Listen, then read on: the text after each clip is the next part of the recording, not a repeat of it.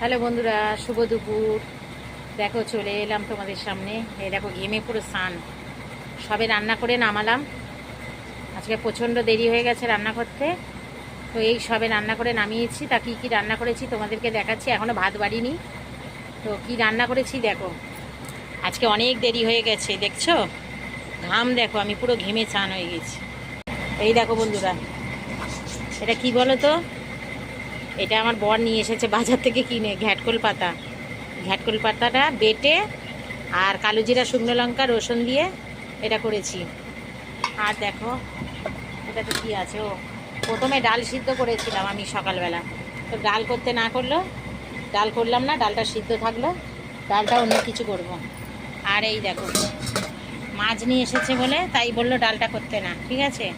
এই দেখো তেলাপিয়া মাছ ধনেপাতা ওপর থেকে দিয়ে দিয়েছি। তেলাপিয়া মাছটা ঝাল করেছি, পেঁয়াজ কুড়িয়ে দিয়ে গ্রেটারে এই করেছি।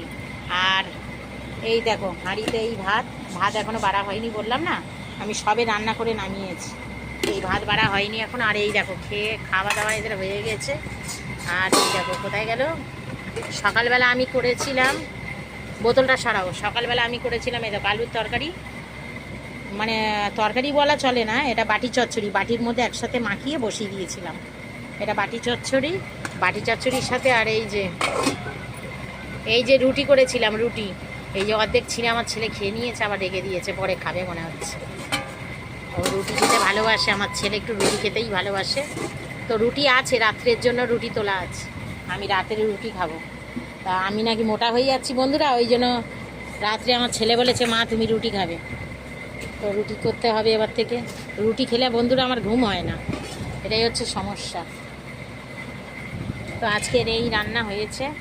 ভাত বাড়িনি, এই দেখো দেখেছো, এই দেখো থালা নিয়ে চলে এসেছি আর হাতা নিয়ে চলে এসেছি, ভাত বাড়বো।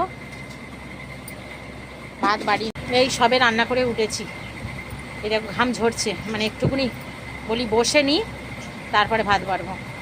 তো কেমন লাগলো বন্ধুরা অবশ্যই জানিও। চলো টাটা, ভালো থেকো, সুস্থ থেকো, ভগবান তোমাদের মঙ্গল করুক, টাটা।